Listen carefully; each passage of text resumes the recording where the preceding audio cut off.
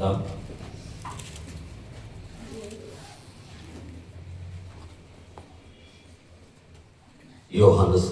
15వ అధ్యాయము 16వ వచనాన్ని ఒకసారి మనం చదువుకుందాం.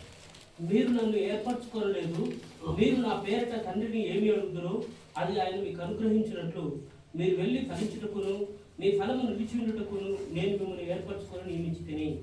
తరలి వచ్చి తెచ్చిన మాట ప్రార్థన చేద్దాం. ప్రేమ కలిగిన పరలోకమందున్న కన్న తండ్రి, ఈ మధ్యాహ్న కాల సమయంలో నీ పిల్లలము నీ ప్రజలము తండ్రి మరలా మేమందరం మరోసారి మీ కృపాసనం చదువు మేము చేరుకుంటూ ఉన్నాం.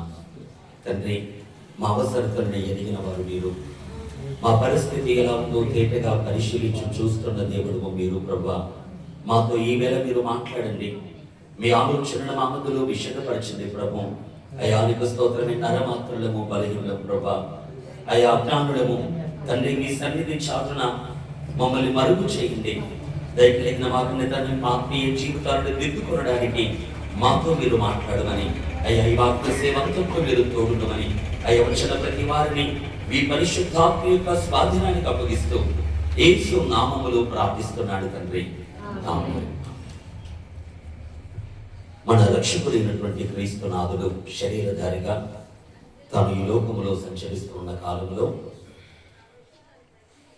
సార్వత్రిక సంఘాన్ని ఉద్దేశించి మనల్ని ఉద్దేశించి ప్రభు పలుకుతున్న కొన్ని మాటలు ఇక్కడ మనం గమనించగలం. మీరు నన్ను ఏర్పరచుకోలేదు కానీ మీరు నా పేరిట తండ్రిని ఏమి అడుగుదరో అది ఆయన మీకు అనుకరించినట్లు మీరు వెళ్ళి ఫలించడుకును మీ ఫలము నిలిచి ఉండటకును నేను మిమ్మల్ని ఏర్పరచుకొని నియమించితని అనేటువంటి మాట మనం చూస్తున్నాం. దేవుని ప్రజలారా, ప్రభు మాట్లాడుతున్న ఒక ప్రాముఖ్యమైనటువంటి సత్యాన్ని ఈ మధ్యాహ్న వేళ మనము కాస్త అర్థం చేసుకోవడానికి ప్రయత్నిద్దాం.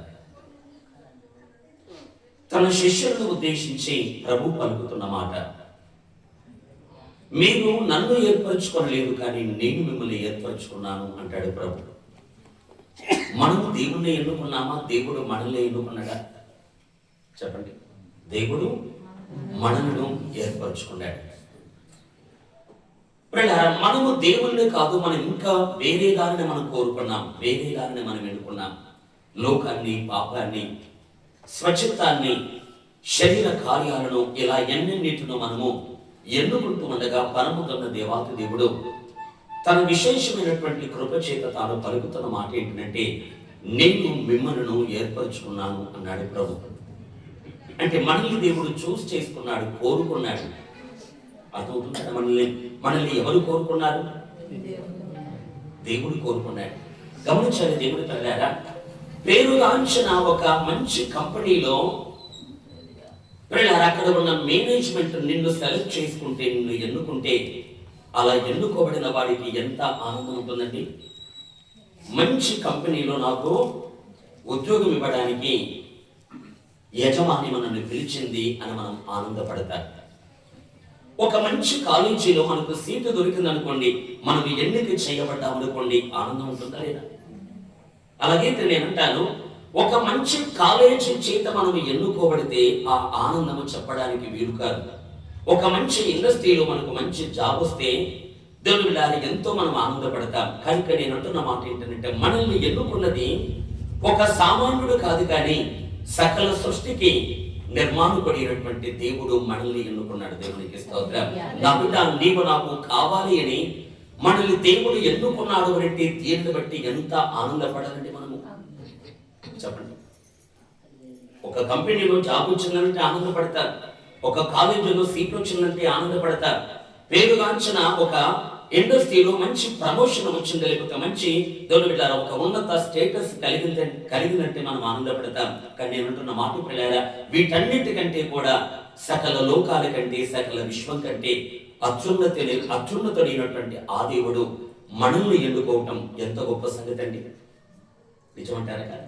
నేను గడిచిన దినం నేను చెప్పాను పిల్లారా, ఈ లోకము, ఈ ప్రపంచం అంటే మన కన్నులకు కనబడేది మాత్రమే కాదు, మన కన్నులకు కనబడని అధిక శాతం అంతరిక్షములో ఎంతో నిక్షిప్తమైంది.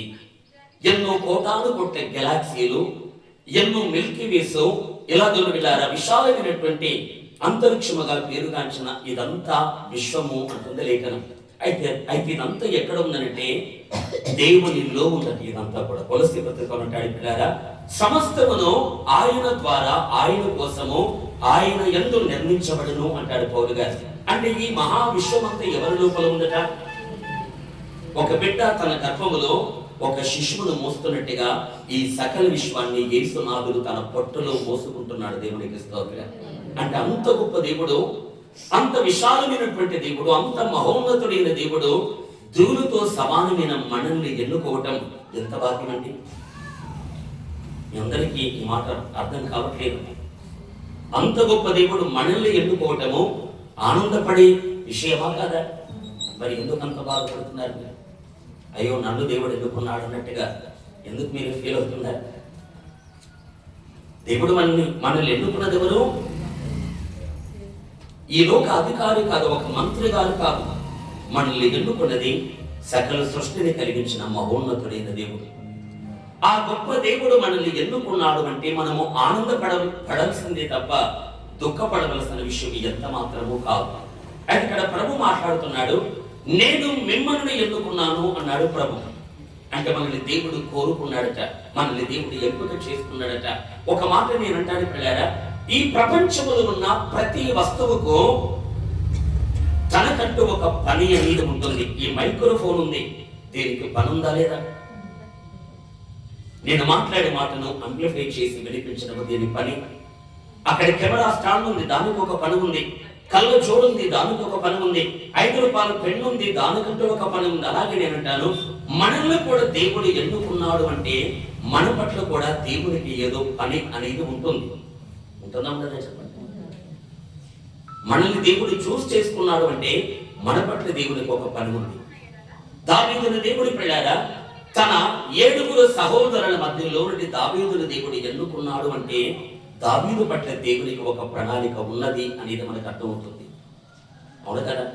నేను ఏర్పరచుకున్నవాడు అంటాడు దావీదుని గురించి దేవుడు. అతడు నా చిత్తమంతటిని నెరవేర్చువాడు అంటాడు. అంటే దావీదుని దేవుడు ఎన్నుకున్నప్పుడు ఇశ్రాయేలు సింహాసనానికి అధినేతలు చేయాలి అని దేవుడు దావీదు పట్ల ఒక ఆలోచన కలిగి ఉన్నట్టుగా ఇక్కడ కూర్చున్న సంఘం ఎవరైతే ఉన్నారో వారిని యేసయ్య ఎన్నుకున్నాడు కనుక నేను అంటున్న మాట గమనించాలి పిల్లారా, నన్ను దేవుడు ఎన్నుకున్నాడు అంటే నా ఎడల దేవునికి ఒక పని ఉంది అనేది మనం అర్థం చేసుకోవాలి. మనందరి పట్ల దేవునికి పని ఉందా లేదా? ఉంది. అయితే నేను ఒక మాట అంటాను, ఎందుకు ఎన్నుకున్నాడు చెప్పండి. ఈ అంశం చెప్పాలంటే చాలా విస్తృతమైన అంశం, ఇదంతా వివరించడానికి వీలు కాదు. కానీ ఒక్క మాట మాత్రమే నేను జ్ఞాపకం చేస్తాను. నేను మిమ్మల్ని అడుగుతున్నాను, ఎందుకు ఎన్నుకున్నాడండి మనల్ని దేవుడు? చెప్తారు. ఎందుకు ఎన్నుకున్నాడు? అక్కడే మనం చదువుకున్నాం కదా, మనము ఫలించుటకు, మన ఫలము నిలుచుకున్నటకు ఆయన మనల్ని ఎన్నుకున్నాడు. దేవునికి స్తోత్రం. చెప్పండి అందరూ కూడా, ఎందుకు ఎన్నుకున్నాడు నన్ను దేవుడు? మిమ్మల్ని ఎందుకు ఎన్నుకున్నాడు? మేమందరం ఫలించాలి. ఆ ఫలము రాలిపోయే ఫలం కాదు, ఆ ఫలము ఎల్లప్పుడూ నిలిచి ఉండే ఫలంగా, అటువంటి ఫలం మనం ఫలించడానికి దేవుడు ఎన్నుకున్నాడు. అంటే మనల్ని దేవుడు ఎంపిక చేసుకోవటంలో దేవుడికి ఉన్న పర్పస్ ఏంటంటే మనము ఫలించాలి, మన ఫలము నిలిచి ఉండాలి. ఒకవేళ మనం ఫలించకపోతే దేవుడు మనల్ని ఎన్నుకున్న ఉద్దేశం నెరవేరదు అని గమనించాలి. అంటే ఎన్నిక చేయబడ్డ మనందరికీ దేవుడు ఇస్తున్న ఒక బాధ్యత ఏంటంటే మనమందరము ఫలించాలి. ఫలించాలి. 5వ వచనంలో మాట్లాడతారు పిల్లారా, మీరు బహుగా ఫలించడం వలన నా తండ్రి మహిమపరచబడును అంటాడు. మనం మామూలు ఫలం కాదట, మనము విస్తరించి ఫలించాలి, బహుగా ఫలించాలి. గమనిస్తున్నారు? మనము బహుగా ఫలించడం వలన పరలోకమందున మన తండ్రికి మహిమ కలుగుతుంది.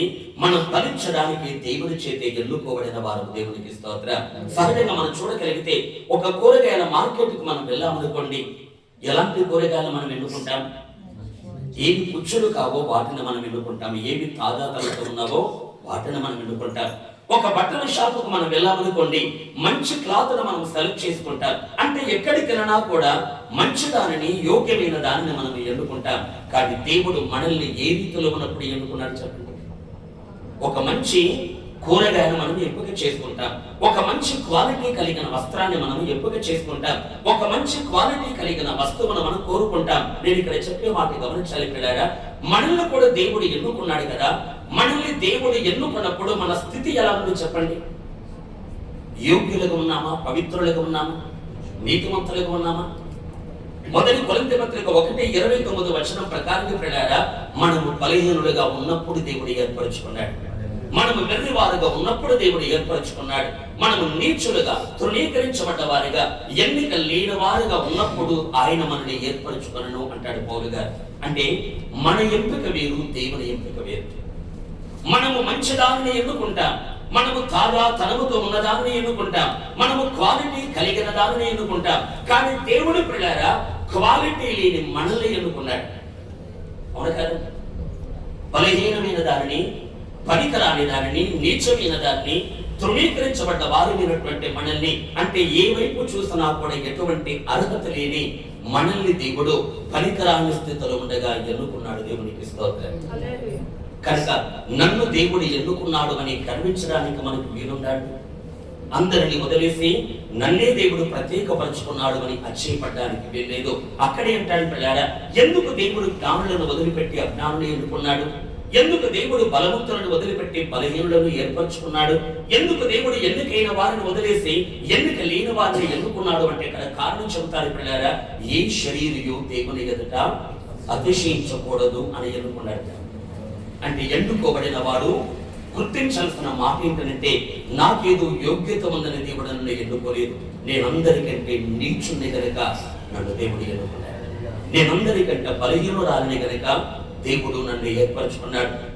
ఈ థాట్ ఎప్పుడైతే మన హృదయములో వెలిగించబడుతుందో, ఎన్నుకోబడిన వ్యక్తి తనను బట్టి అక్షయించడు, దేవుణ్ణి బట్టి అక్షయిస్తాడు. దేవునికి స్తోత్రం.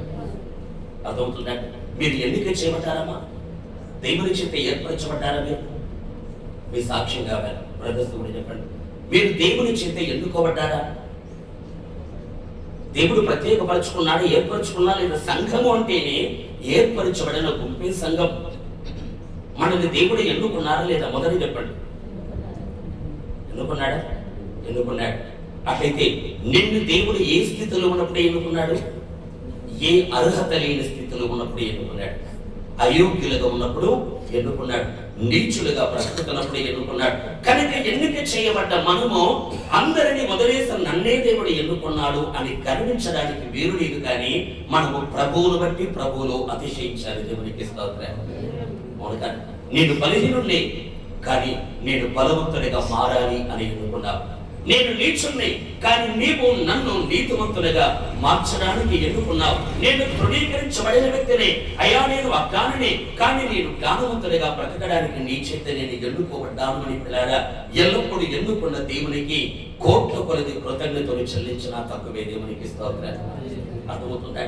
నిత్య జీవానికి నిన్ను పాత్రుడిగా దేవుడు మలచడానికి తలంచాడు. అంటే నిత్య నరక దండనలో నుండి దేవుని నిన్ను తప్పించడానికి ఏర్పరచుకున్నాడు. అంటే ఆ విశ్వ సింహాసనం మీద యేసయ్యతో పాటు ఆయన సింహాసనమందు కూర్చుండే ఆధిక్యతను దేవుడు మనకు అనుగ్రహించాడు. అంటే ప్రియులారా, ఇక ఇంతకంటే గొప్ప ఆధిక్యత ఏం కావాలంటే మనకు? చాలా మంది ఏమంటారంటే, మేము దేవుని నమ్ముకున్నామండి, మాకు దేవుడు ఏ మేలు చేశాడు అని సరిగా వారు లేకపోలేదు. మా అప్పుల బాధలు తీరలేదు, మా రోగాలు బాగా కాలేదు, మేము ఆర్థికంగా సెటిల్ అవ్వలేదు అని ప్రకారం చాలా మంది శరీర సంబంధంగా వారు అనుకున్న కోరికలు తీరినందుకు దుఃఖపడే వాళ్ళు ఉంటారు. నేనంటాను, దేవుని బిడ్డ, నిన్ను నరకము నుండి తప్పించి ఆయనతో పాటు కూర్చోబెట్టుకునడానికి నిన్ను యోగ్యునిగా మార్చాడు కదా. ఇంతకంటే ఏమేమి కావాలి మనకు? చెప్పండి. ఇంతకంటే ఉన్నతమైన మేలు ఏం కావాలండి? పోనీ నీకు ఆస్తి ఇచ్చాడు, అంతస్తు ఇచ్చాడు, నీ రోగాలని బాగు చేశాడు, 1000 కోట్ల ఆస్తిపరుడిగా నిన్ను మార్చాడు, కానీ నీకు నిత్య జీవం కలిగించలేదు అనుకోండి, ఏమన్నా లాభమా? నీ ఆత్మకు రక్షణ దొరకలేదు, సర్వలోకమంతా నీకు దొరికింది, ఏమైనా ప్రయోజనమా? అందుకని అంటున్నాను, పనికరానిది మనకు ఉన్నా లేకున్నా దుఃఖపడకండి. మన కోరికలు తీరినా తీరకపోయినా దుఃఖించాల్సిన అవసరం లేదు. మనం అనుకున్నట్టుగా జరగకపోయినా బాధపడవలసిన అవసరం లేదు. కానీ ప్రభువా, నీ సింహాసనం ముందు కూర్చోబెట్టడానికి నన్ను ఎన్నుకున్నావు, ఈ ఒక్క మేలు చాలు ప్రభువా, నా బ్రతుకంతా నీకు అర్పించడానికి. దేవునికి స్తోత్రం. నిజమంటారు కదా. అయితే రోజు నేను మీ మధ్యలో గుర్తు చేస్తున్న మాట ఏంటంటే, మనల్ని దేవుడు ఎన్నుకున్నాడు. నీచులుగా ఉన్నప్పుడు, పనికిరాని వారిగా ఉన్నప్పుడు, అజ్ఞానులుగా ఉన్నప్పుడు దేవుడు ఏర్పరచుకున్నాడు. అయితే ఇంకా మనం ఎఫెసీ పత్రిక 1:6 మనం చూడగలిగితే పిల్లగా యేసు క్రీస్తు ద్వారా తనకు కుమారులుగా మనము స్వీకరించబడడానికి ఆయన మనల్ని ముందుగా నిర్ణయించుకొని తన ఎదుట మనము పరిశుద్ధులుగా, నిర్దోషులుగా, నిరపరాధులుగా తన ఎదుట నిలబెట్టుకోవాలి అని పిల్లారా, జగత్తు పునాది వేయబడక మునిపే క్రీస్తులో ప్రేమ చేత మనల్ని దేవుడు ఏర్పరచుకున్నాడు. దేవునికి స్తోత్రం. ఎప్పుడు ఎన్నుకున్నాడట? మొదట ఎన్నుకున్నాడు అని చెప్పాను. ఏ స్థితిలో ఉన్నప్పుడు ఎన్నుకున్నాడో చెప్పాను. ఏ గడియలో దేవుడు ఎన్నుకున్నాడో మనం గమనిస్తూ ఉన్నాం. ఏ టైంలో దేవుడు ఎన్నుకున్నాడు మనల్ని? నీవు తల్లి గర్భములో పుట్టిన తర్వాత కాదు, లేకపోతే నీవు ఏదో ఒక కూడికలో మీటింగ్ లో పాలు పొందుకున్నప్పుడు కాదు. చాలా మంది ఏమంటారంటే, నేను ఫలానా కూటమిలో పాలు పొందుకుని ఉండగా దేవుడు నన్ను ఎన్నుకున్నాడు అంటాడు. నేను అంటున్న మాట పిల్లారా, నీవు కూడికలో పాలు పొందినప్పుడు ఎన్నుకోబడిన వ్యక్తివి కాదు.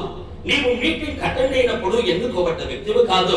నీవు తల్లి గర్భములో నుండి బయటకు వచ్చిన క్షణమే ఎన్నుకోబడ్డ వ్యక్తివి కాదు పిల్లారా. అసలు ఈ ప్రపంచంలో లేనప్పుడు, కలిగి ఉన్నది ఏది కలిగినప్పుడు అద్భుతీయుడైన దేవుడి పిల్లారా తన రొమ్మున ఆనుకుని ఉన్న కుమారుని లోపలే ఈ ప్రపంచాలు పుట్టక మునిపి పిల్లారా క్రీస్తునందు దేవుడు మనల్ని ఏర్పరచుకున్నాడు. దేవునికి స్తోత్రం. అర్థమవుతుందండి? ఎప్పుడు ఏర్పరచుకున్నాడు? అన్నింటికంటే ముందుగా ఎన్నుకోబడిన వారు మనం. ప్రపంచాలు లేక మునిపే దేవుని తలంపులలో మనం వెదులుతూ ఉన్నాం. దేవునికి స్తోత్రం.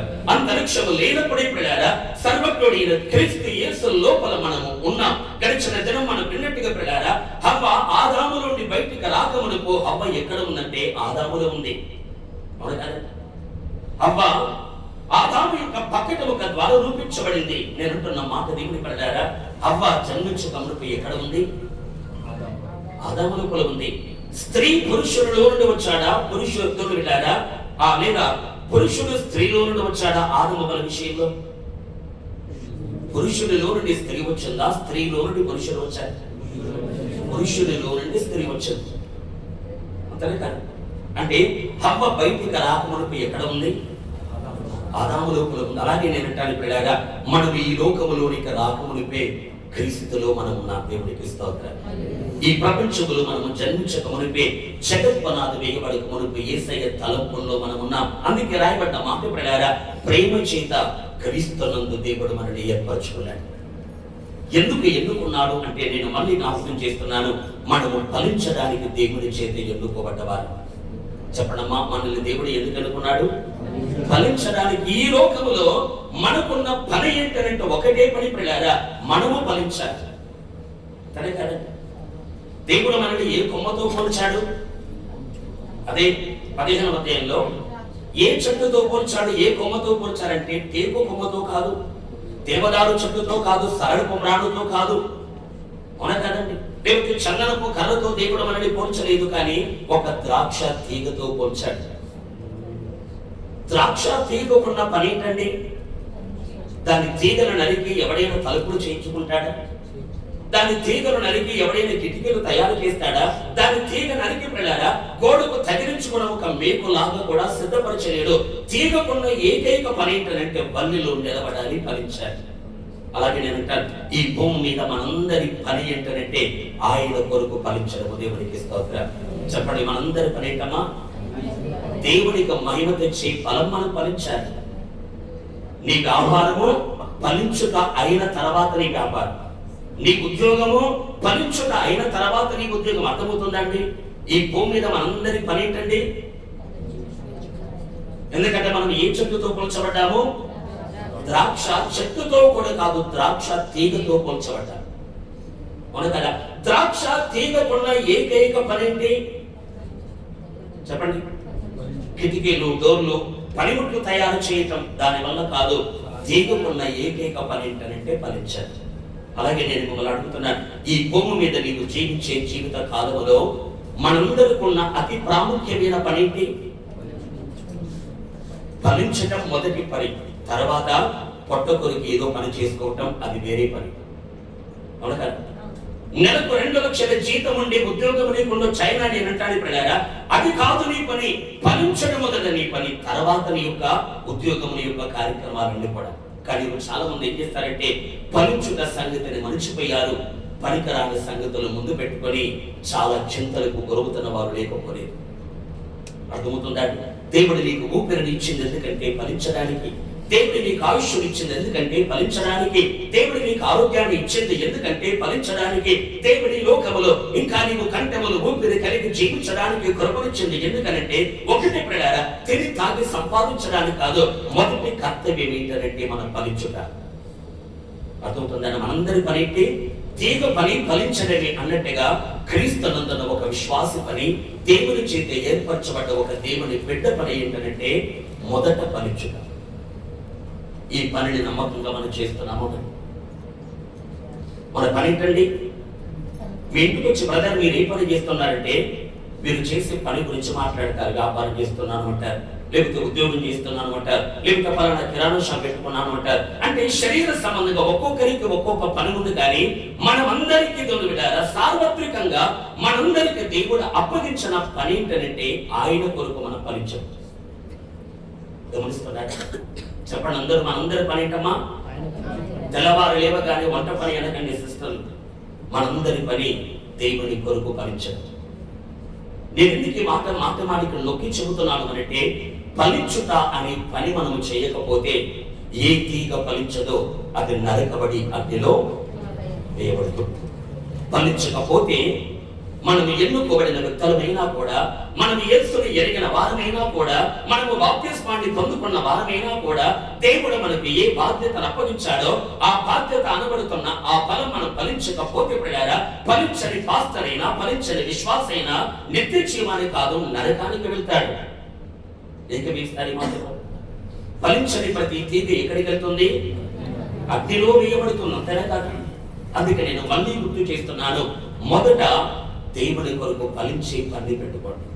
ప్రభా నేను నీ కొరకు ఏం చేస్తున్నాను, నేను నీ మహిమ కొరకు నేను ఎలా బ్రతుకుతున్నాను, నీకు సంతోషాన్ని కలిగించేట్టుగా నా జీవితాన్ని నేను మార్చుకోగలుగుతున్నానా, లేకపోతే నీ చిత్తాన్ని పక్కకు పడవేసి అయ్యా నా ఇష్టానుసారంగా నేను బ్రతుకుతున్నానా అని ఒక్కసారి పిల్లారా ఈ ప్రశ్న ఎల్లప్పుడూ మన జీవితంలో మనం వేసుకుందాం.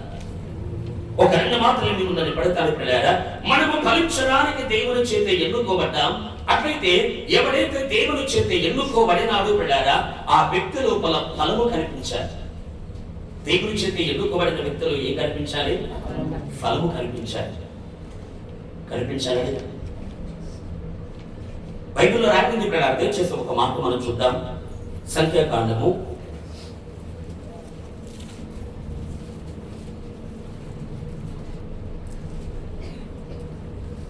17వ అధ్యాయము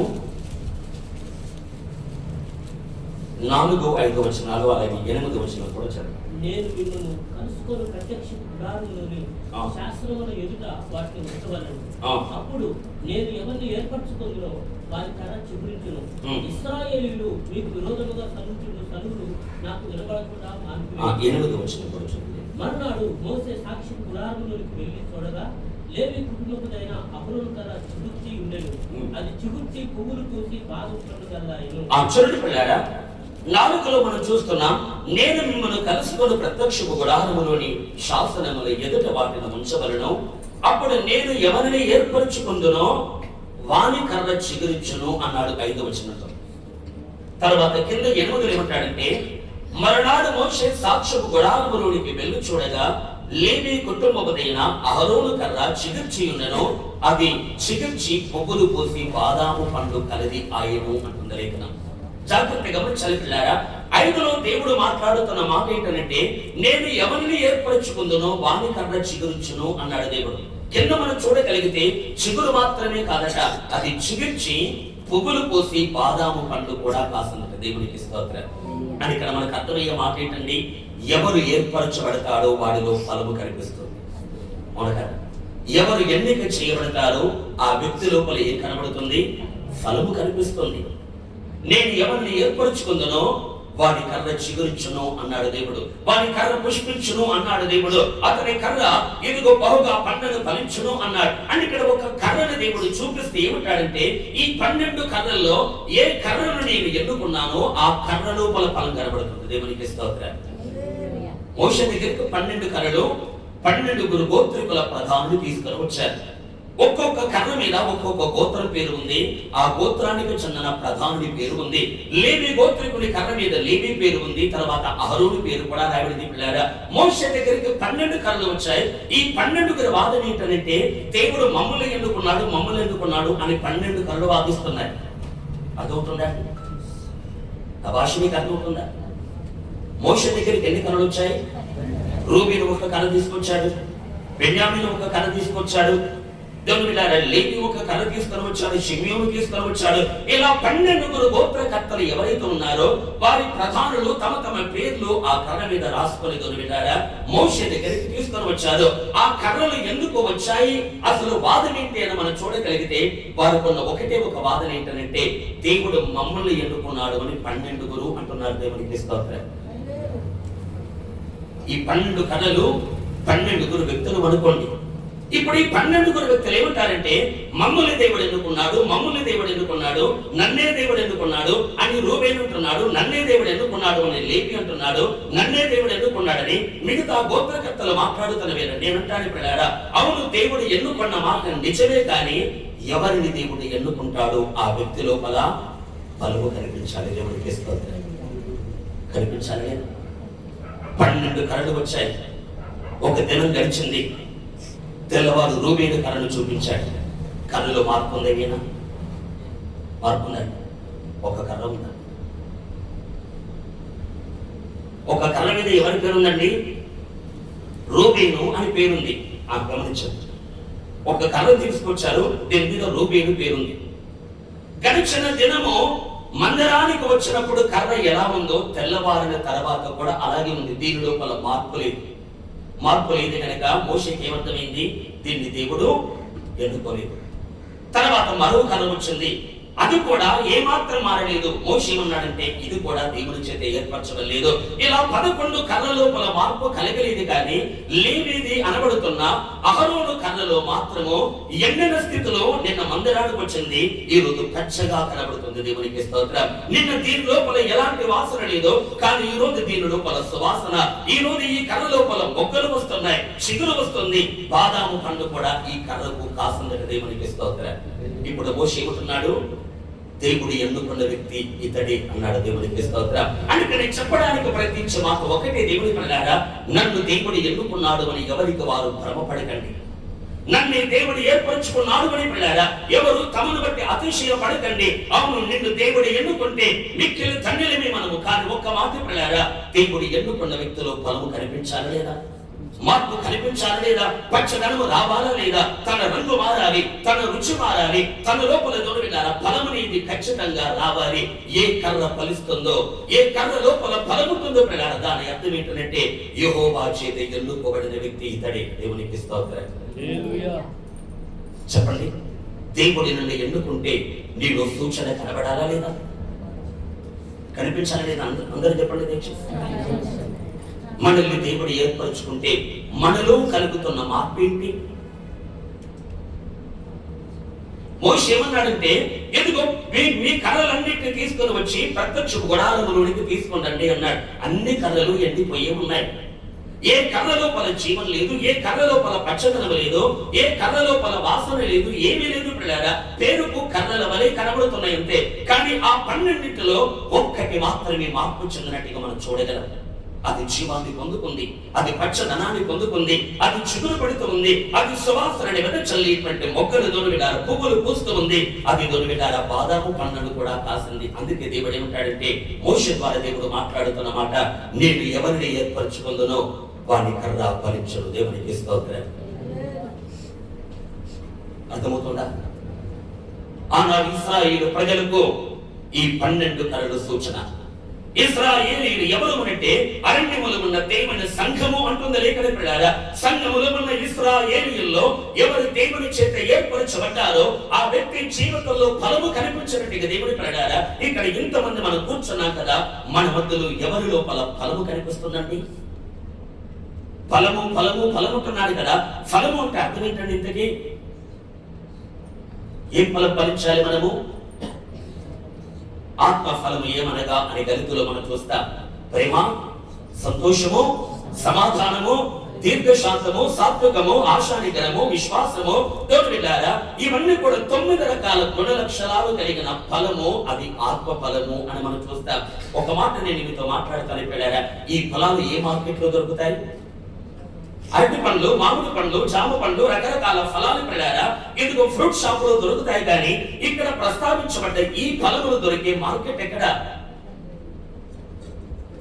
ఒక 10 కిలోల ప్రేమ అనే ఫలాన్ని కొనుక్కొని రండి అంటే మీరు తేగలరా? ఒక 20 కిలోల సంతోషం అనే ఫలాన్ని తీసుకొని రండి అంటే మీరు ఏ మార్కెట్కి వెళ్ళి తీసుకొని రాగలరు? చెప్పండి. ప్రేమ అంటే అర్థం ఏంటి? అది ఒక స్వభావం. సంతోషము అది ఒక స్వభావం. సమాధానము అది ఒక స్వభావం. ఆశను నిగ్రహించుకోవడం అది ఒక దేవునిలారా వైఖరి, అది ఒక స్వభావం. అవును కదా? మంచితనము అది ఒక స్వభావం. పిల్లారా ఆత్మ ఫలములో వ్రాయబడ్డ ఆ 9 గుణగణాలు ఏంటంటే ఇవి క్రీస్తు యేసులో కనబడుతున్న సుగుణాలు. దేవునికి స్తోత్రం. యేసయ్య లోపల కనబడుతున్న దేవునిలారా మంచి లక్షణాలు, అదృశ్య లక్షణాలు. పిల్లారా యేసయ్య లోపల కొలతకు మించిన ప్రేమ ఉంది. యేసయ్య లోపల కొలతకు మించిన దీర్ఘశాంతం ఉంది. యేసయ్య లోపల పిల్లారా కొలతకు మించిన మంచితనం ఉంది. యేసు లోపల కలిగి ఉన్న ఆ క్వాలిటీస్ ఏవైతే ఉన్నాయో పిల్లారా అవి అనంతము అంటుంది లేఖనం. ఇక నేను చెప్పే మాట ఒకటే పిల్లారా, నేను ప్రేమ అనే ఫలమును ఎక్కువగా ఫలిస్తున్నప్పుడు, మంచితనాన్ని ఎక్కువగా ఫలిస్తున్నప్పుడు, నీతిని ఎక్కువగా ఫలిస్తున్నప్పుడు, విశ్వాసాన్ని ఎక్కువగా ఫలిస్తున్నప్పుడు నా లోపల యేసయ్య పోలిక కనబడుతుందా లేదా? చెప్పండి. బహుగా ఫలించే వాడిలో ఏం కనిపిస్తుందంటే యేసయ్యే కనబడతాడు. దేవునికి స్తోత్రం. ఎవరు బహుగా ఫలిస్తారో వారిలో యేసయ్య లక్షణాలు కనబడతాయి. ఇది ఏ మార్కెట్ లో దొరికేటువంటి ఫలము కాదు పిల్లారా, ఇది యేసులో దొరికేటువంటి స్వభావములు. అర్థమవుతుందా? నీ లోపల ఎంతవరకు క్రీస్తు యొక్క తత్వం నీలో పెరుగుతుంది ప్రశ్నించుకోగలరా? మన లోపల యేసయ్య పోలిక ఎంతవరకు కలుగుతుందో ఒక్కసారి మనల్ని మనం ప్రశ్నించుకుందామా?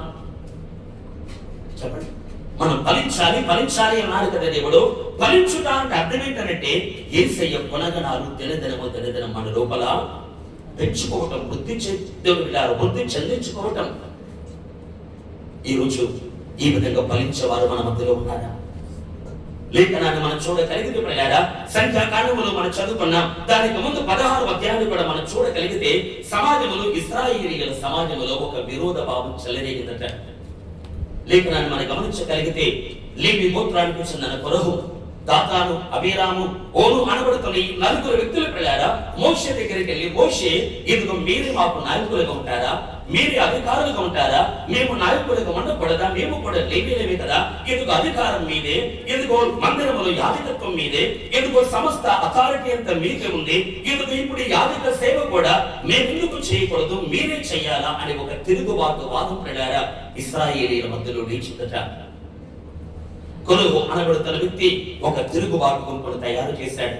250 మందిని తోడుబిడ్డారా ఐక్యపరచుకొని ఈ 4 కలిసి పిల్లారా కొరహు, దాతాను, అబీరాము, ఓను అనబడుతున్న ఈ 4 వ్యక్తులు కలిసి మోషే మీద, సర్వ సమాజం మీద వారు తిరుగుబడుతూ ఏమంటున్నారు అంటే, మిమ్మల్ని మాత్రమే దేవుడు ఎన్నుకున్నాడా? మమ్మల్ని దేవుడు ఎన్నుకోలేదా? మీరు మాత్రమే పరిశుద్ధులా? మేము పరిశుద్ధులం కాదా? మీతోనే దేవుడు మాట్లాడుతున్నాడా? మాతో దేవుడు మాట్లాడదా? ఎందుకు మీరు మాత్రమే ప్రవక్తలా? మేము ప్రవక్తలం కాదా? ఎందుకు ఈ సమాజంలో ఉన్న ప్రతి వాడు పరిశుద్ధులే అని పిల్లారా మోషే మీద తిరుగుబాటు చేస్తున్నప్పుడు మోషే ఏమని వారి పాదాల దగ్గర సాగిలపడ్డాడంతే. హల్లెలూయా. దేవుడు మిమ్మల్ని ఎన్నుకుంటే సంతోషమే అన్నాడు మోషే. అయితే ఆ రోజు మోషే దేవుడు బిడ్డారా ప్రార్థన చేస్తూ ఉండగా, దేవుడి సముఖంలో అర్థిస్తూ ఉండగా దేవుడు మోషేతో మాట్లాడిన మాట ఏంటంటే, మోషే ఇదిగో ఇశ్రాయేలీయుల మధ్యలో ఎవరెవరు ప్రధానులు ఉన్నారో ఒక్కొక్క గోత్రం నుండి ఒక్కొక్క కర్రలు తెప్పించు అన్నాడు. దేవునికి స్తోత్రం. రూబేను మొదలుకొని బెన్యామీను వరకు పిల్లారా ప్రతి వారు తమ తమ కర్రలు తీసుకొని మోషేకు అప్పగించాడట. మోషేకు అప్పగించిన తర్వాత ఆ కర్రల్ని పిల్లారా యెహోవా మందసము ఎదుట శాసనాలు కలిగిన ఆ చోట ఆ కర్రను పెట్టాడు. రాత్రి కాలము వదిలిపెట్టాడు. తెల్లవారు మళ్ళీ వచ్చి చూసే వరకు ఏం జరిగిందంటే ఆ 12 కర్రల్లో అహరోను కర్ర మాత్రమే ఫలించింది. దేవునికి స్తోత్రం. అర్థమవుతుందా? సర్వ సమాజం విరోధంగా మారిపోతున్న వేళ సర్వ సమాజం ప్రళారా మోషేకి విరుద్ధంగా తిరుగుబాటు చేస్తూ ఉన్న వేళ, సర్వ సమాజం ప్రళారా ఈ రోజు యేసు క్రీస్తుకు వ్యతిరేకంగా లోకమంతా చెలరేగుతూ ఉన్న ఈ వేళ ప్రళారా, నేను ఒక మాట అంటాను, ఇదిగో సమాజం అంతా కూడా గగ్గోలు పెడుతూ ఉన్నప్పుడు ప్రళారా, వారందరిని సైలెంట్ చేసింది ఏంటి చెప్పండి? వారందరి సన్నిధులు మానిపోయేను అనేటువంటి మాట మనం చూస్తాం. దయచేసి 17వ అధ్యాయంలో ఆ మాట మనం గమనిద్దాం.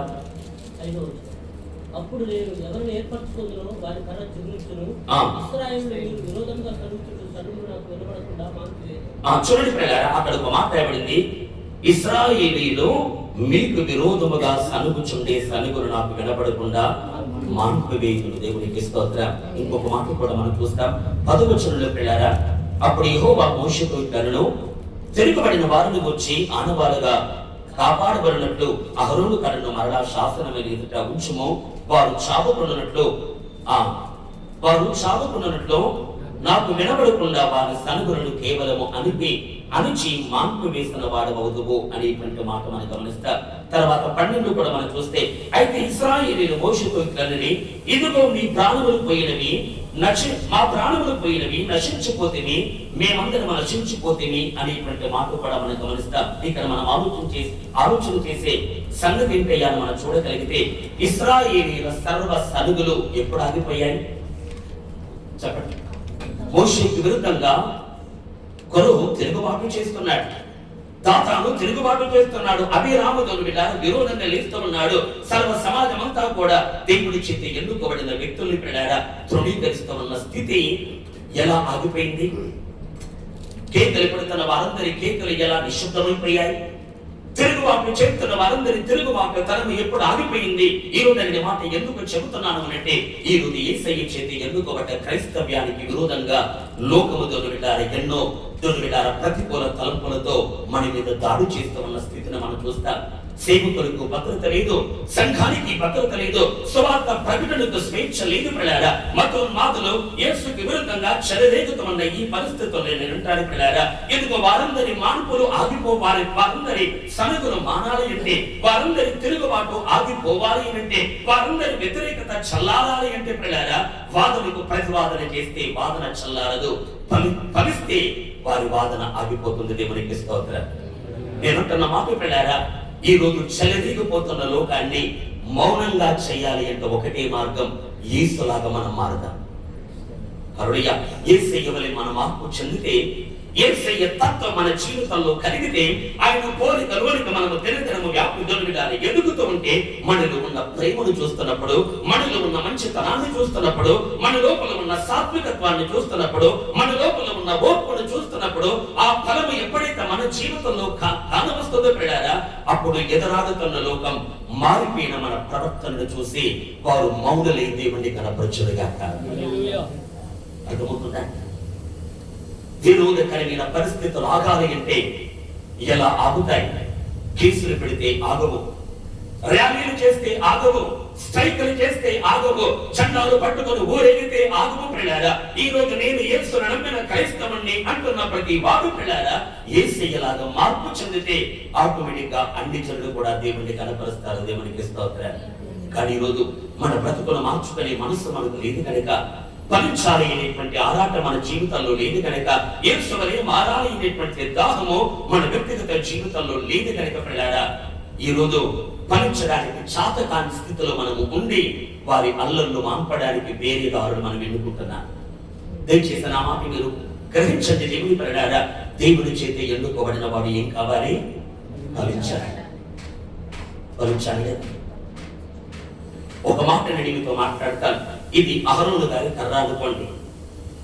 ఈ కర్రకి కనుక మాటలు వస్తే నేను అడుగుదాం, ఓ అహరోను కర్ర, నీవు దేవుని మందస్సము ఎదుట పచ్చదనములోనికి వచ్చావు, చిగురించావు, పుష్పించావు, బాదాము పండు కాసావు కదా, నీ చరిత్ర ఒక్కసారి చెప్పు అని ఈ అహరోను యొక్క కర్రను అడిగితే ఇది ఏముంటుందండి? ఈ కర్రకి కనుక మాటలు వస్తే ఇది ఏమని మాట్లాడుతుంది? నేను విద్యాను అరణ్యములో చాలా చెట్ల మధ్యలో ఒక చెట్టులాగా నేను పెరిగాను అంటుంది కర్ర. ఒక మాట మీరు గమనించాలి, మోషే కర్రని అహరోను కర్రగా మార్చబడింది. దేవునికి స్తోత్రం. మోషే కర్ర వేరు, అహరోను కర్ర వేరు కాదు. మోషే కర్ర రాను రాను అహరోను కర్రగా లేఖన పిలుపునిస్తున్నట్టుగా మనం చూడగలం. అంటే ఇది అహరోను కర్రే కానీ ఇది ఒకప్పుడు మోషే చేతిలో ఉన్న కర్ర. అయితే మోషే చేతిలోనికి కర్ర రాకమునుకో ఇది బాదాము చెట్టులో ఒక కొమ్మ. అంతే కదా, మిద్యాను అరణ్యములు పెరిగిన ఈ చెట్టు, మిద్యాను అరణ్యములు పెరిగిన ఈ కొమ్మ ఒకనొక దినమున పిల్లారా మోషే దాని దగ్గరికి వెళ్ళి గొడ్డలతో దానిని నరికి ఆ చెట్టు నుండి వేరు చేసి దాని కొమ్మలన్నిటినీ చెలిగి దానిని నుండగా మార్చుకొని దేవుని తన చేతిలో మందను వేపడానికి వాడుకుంటున్నాడు ఈ కర్రను మోషే. అంతే కదా, ఇప్పుడు ఈ కర్ర ఇది ఎవరి కర్ర? ఇది మోషే కర్ర, అవును కదా. మోషే తన మామ మందను మేపుతూ వెళ్ళారా ఈ కర్ర చేత మామ యొక్క ఆస్తిని డెవలప్ చేస్తున్నాడు మోషే గారు. అంటే ఈ కర్ర దేని కొరకు వాడబడిందండి? ఈ కర్ర దేని కొరకు వాడుతున్నాడు మోషే? మోషే మామ యొక్క ఇత్రు అనబడుతున్న అతని మామ యొక్క ఆస్తిని పెంచడానికి ఈ కర్రను వాడుతున్నాడు. చెట్ల కొమ్మలను కిందికి దించడానికి, పశువులకు మేత పెట్టడానికి కర్రను వాడుతున్నాడు మోషే. అప్పుడప్పుడు తేళ్లు పాములు వస్తున్నప్పుడు వాటిని కొట్టి చంపడానికి కర్రను వాడుతున్నాడు మోషే. అప్పుడప్పుడు అలసిపోతున్న వేళ కర్రను ఆనించుకుని కాస్త తలవాల్చుకుంటున్నాడు మోషే. అంటే ఇప్పుడు ఈ కర్ర దేవుని కొరకు కాదు, ఒక మనిషి కొరకు వాడబడ్డ కర్ర. ఈ దేవునికి స్తోత్రం. అర్థమవుతుందా? మిద్యాను అరణ్యములు పెరిగిన ఈ కర్ర మోషే చేతిలోనికి వచ్చి మోషే కర్రగా పిలువబడిన ఈ కర్ర మోషే మామ యొక్క మందుని విస్తరింప చేయడానికి దొరువిడార వాడబడుతున్న ఈ కర్ర దొరువిడార తలవాల్చుకొనడానికి, ఆనుకొనడానికి, దొరువిడార మేకలను మేపడానికి, పాముని చంపడానికి, మేకని కిందికి లాగడానికి, ఇలా రకరకాల ఉపయోగాల కొరకు వాడబడుతున్న కర్ర ఈ కర్ర. నిజమా కదా? అయితే నిర్గమాకాండములు వాక్యం ఎరిగిన వారికి సంగతి బోధపడుతుంది. ఒకనొక దినమున మోషే కర్ర మోషే కర్ర మోషే కర్ర అని పిలువబడ్డ ఈ కర్ర సడన్ గా ఇది దేవుని కర్రగా పిలువబడింది. దేవునికి స్తోత్రం. అర్థమవుతుందా? కర్రలు మార్పు మీరు గమనిస్తున్నారా? ఇది ఎక్కడ పెరిగింది? మిద్యాను అరణ్యములు పెరిగిన ఒక చెట్టు. మోషే కొరకు నడకబడ్డ ఒక కొమ్మ ఇది. మోషే చేతిలోకి వచ్చిన తర్వాత మోషే అంటాడు ఇది నా కర్ర అంటాడు లేదా? తోడేలను తరుగుతూ ఉన్నాడు ఈ కర్రతో, క్రూర మృగాల్ని తరుగుతూ ఉన్నాడు ఈ కర్రతో, మందను మేపుతున్నాడు ఈ కర్రతో, మేకలు దోని విడారి కిందికి వంచుతున్నాడు ఈ కర్రతో, పాములను దోని విడారి తేళ్లను చంపేస్తున్నాడు ఈ కర్రతో, అలసిపోతున్న వేళ కర్ర మీద ఆనుకుంటున్నాడు మోషే. ఇలా అనేక పనుల కొరకు వాడబడ్డ ఈ కర్ర సడన్ గా దీని పేరు ఏమైందండి? ఇది దేవుని కర్రగా మారింది. దేవునికి స్తోత్రం. అవునా కదా? ఎందుకు దేవుని కర్రగా మారింది చెప్పండి? ఇది దేవుని కర్రగా ఎందుకు మారింది? పరిశుద్ధాత్ముడు అలా రాయించాడా లేదా? మర్చిపోయి రాయించాడా? మోషే కర్ర అని రాయించిన దేవుడు కాస్త మతిమరుపు వచ్చి మోషే కర్రకు బదులుగా దేవుని కర్ర అని రాయించాడా? కాదు పిల్లారా, నిజంగా ఇది దేవుని కర్రే.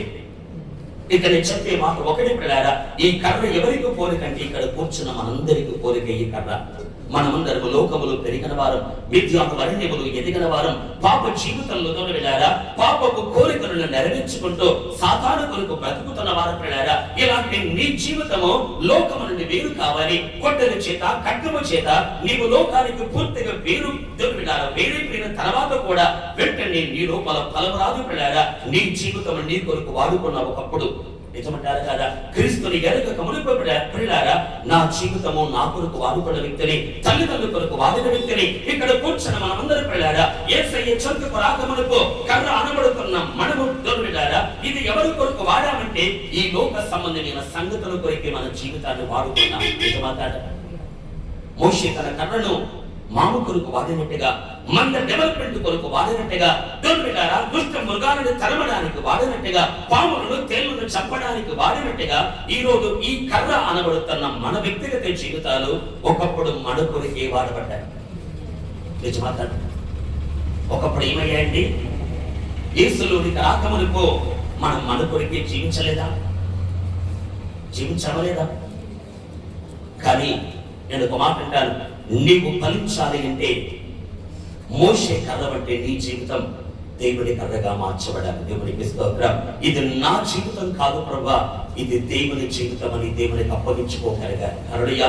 ఇది మోషేది కాదు, ఇది ఒక వ్యక్తిది కాదు, ఇది దేవుని కర్ర అన్నట్టుగా పిల్లారా మన బ్రతుకుల్లో కూడా మార్పు రావాలి. అయితే ఇక్కడ ప్రశ్న ఏంటంటే మోషే కర్ర దేవుని కర్రగా ఎందుకు మారింది?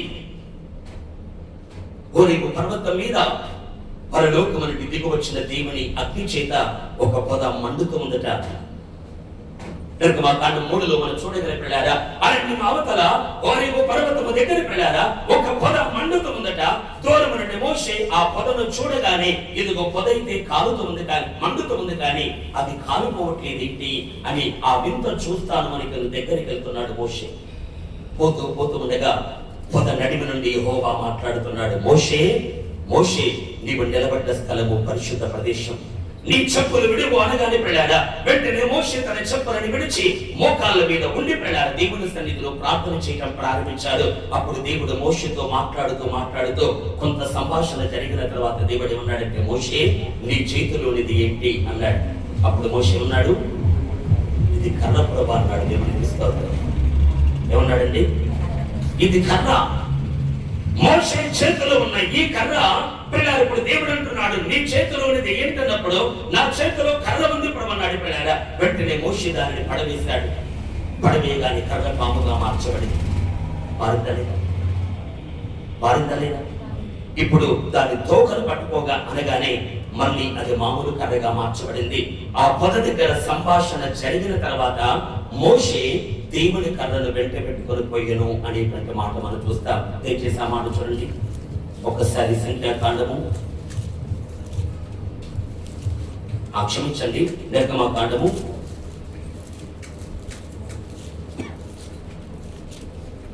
4వ అధ్యాయము 1-2 వచనాలు చూడండి.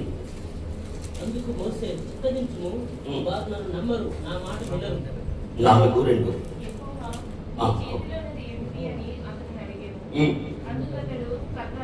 చూడండి, నీ చేతిలోనిది ఏమిటి అని అతనిని అడగగా మోషే ఉన్నాడు, కర్ర అన్నాడు. తర్వాత 20 వచనం కూడా చూడండి. 20వ వచనం, మోషే తన భార్యను తన కుమారులను తీసుకొని గాడిద మీదకు నెక్కించుకొని ఐగుప్తుకు తిరిగి వెళ్ళెను.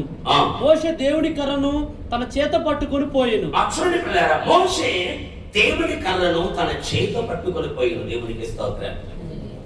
అర్థమవుతుందా? పొద దగ్గరికి రాకమునకు ఇది మోషే కర్ర, మండుచున్న పొద దగ్గరికి రాకమునకు ఇది మోషే కర్ర.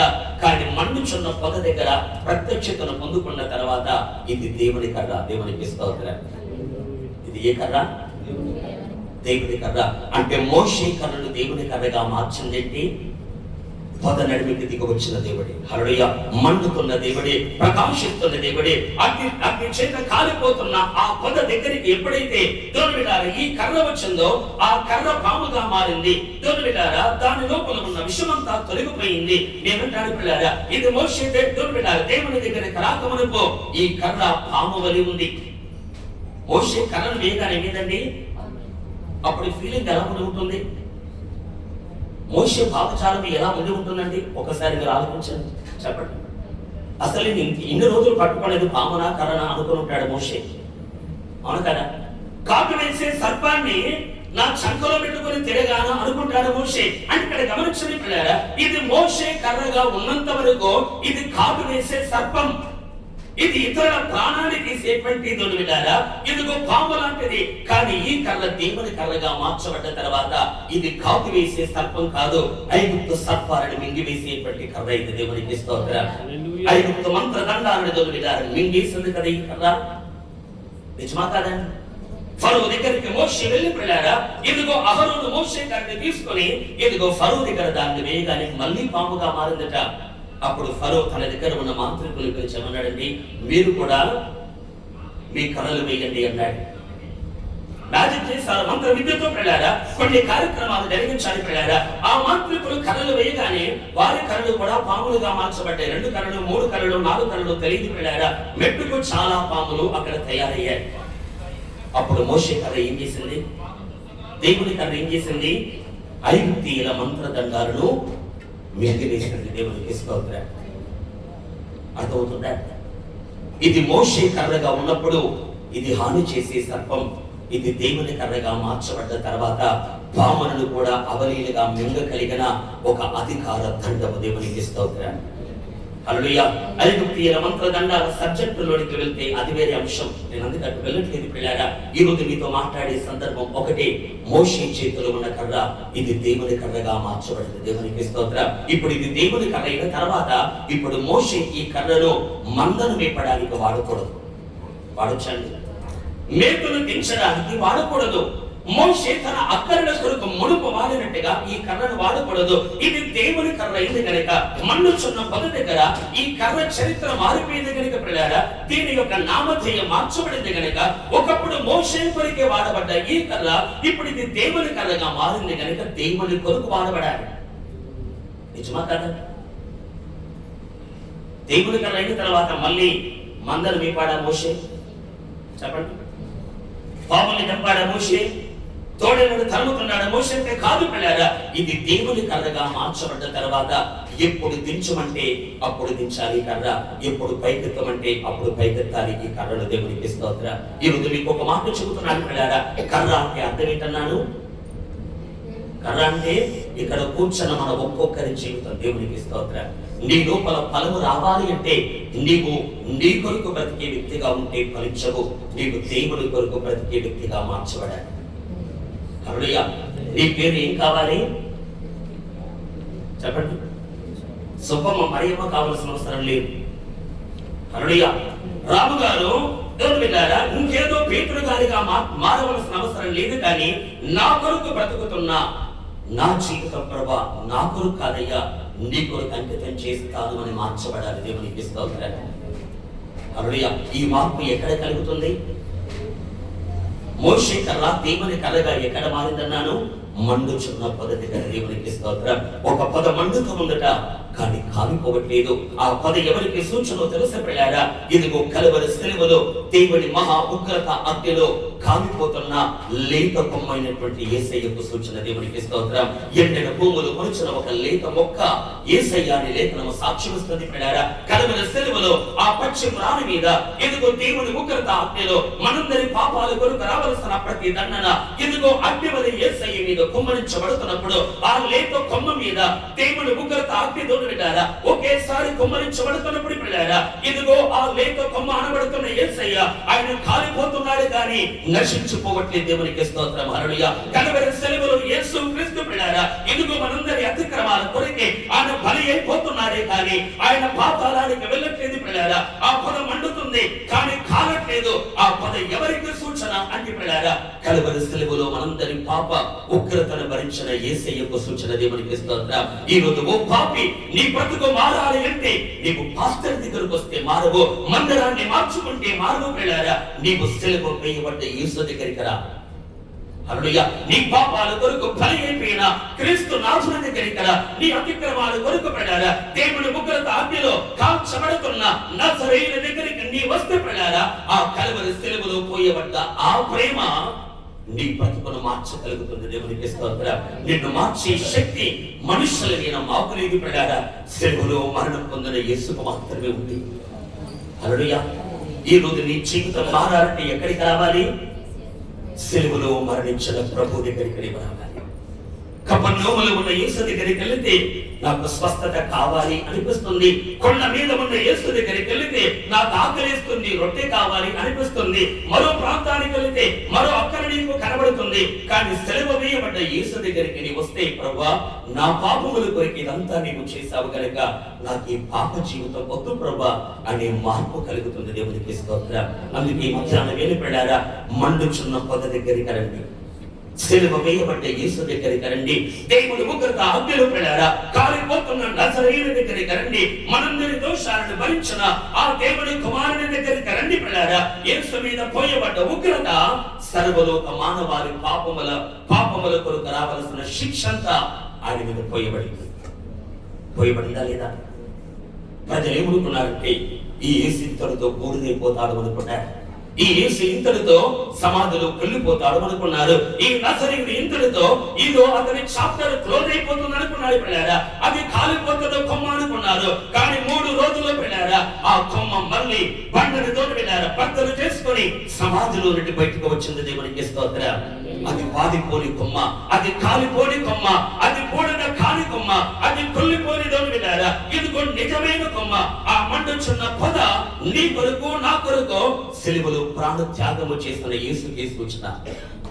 అక్కడికి నీవు రాగలిగితే, సిలువ దగ్గర నీ పాపాన్ని విడిచిపెట్టగలిగితే, సిలువ దగ్గర నీ పాప చెప్పులు వదులుకుంటే, సిలువ దగ్గర నీ కారగా నిలబడ్డ నీవు పిల్లారా నేను వరకు సాగల పడగలిగితే పిల్లారా అప్పటి వరకు ఇది మోషే కర్ర, కానీ ఆ తర్వాత ఇది దేవుని కర్ర.